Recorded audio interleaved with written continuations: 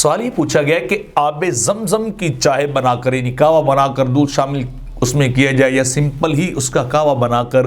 پینا یہ کیسا ہے، اس کے بارے میں وضاحت کریں تو عرض یہ ہے کہ زمزم شریف کا پانی چونکہ بڑا متبرک ہے، اللہ کے نبی کی ایڑی سے وہ چشمہ پھوٹا ہے، تو اس کو استعمال کرنا، وہ سادہ پانی کے طور پہ استعمال کرنا، شربت میں ڈالنا، دودھ میں ڈالنا یا چائے وغیرہ بنا کر پینا جو ہے وہ لکھتے ہیں فقہا اور علماء کی ہر صورت میں اس کا استعمال جائز ہے، انسان اس کو جو ہے وہ جائز کر سکتا ہے، حتیٰ کہ یہ بھی لکھا گیا کہ اس سے نہانا بھی جائز ہے، اور اگر آپ نہائیں گے تو آپ کے جسم اگر یہ غسل کر لیں فرض تھا بھی وہ ٹھیک ہے، یا ویسے نہائیں یا وضو کریں، یہ سارے عمل جو ہے وہ جائز ہیں آب زمزم شریف کے ساتھ۔ تو جب یہ چیزیں جائز ہیں آب زمزم کے ساتھ تو پھر اس کو کسی شیپ صورت میں کسی سٹائل میں بھی استعمال کیا جا سکتا ہے۔ ہاں فقہا نے یہ ضرور لکھا ہے کہ آب زمزم جو ہے اس سے استنجا نہ کیا جائے، نجاست کو براہ راست اس سے نہ دھویا جائے، یا آپ اگر اس کو غسل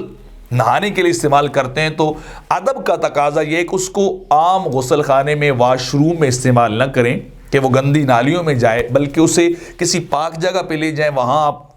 غسل کریں جہاں پانی پاک جگہ کی طرف جائے، یا وہیں زمین کے اندر جائے وہ جذب ہو جائے، یعنی اس کی بے حرمتی نہیں ہونی چاہیے، کیونکہ اس کا سٹیٹس شرعی طور پر عام پانی جیسا نہیں ہے، یہ لازماً جو ہے وہ آب شفا ہے، متبرک ہے، اس کے پینے کا سنت کے مطابق انداز بھی عام پانی سے الگ ہے، وہ بھی صرف اس لیے کہ اس کی ریسپیکٹ کی جائے، اس کو دوسرے پانیوں سے دوسرا پانی بیٹھ کے پینا سنت ہے، اسے کھڑے ہو کے پینا جو ہے وہ سنت ہے،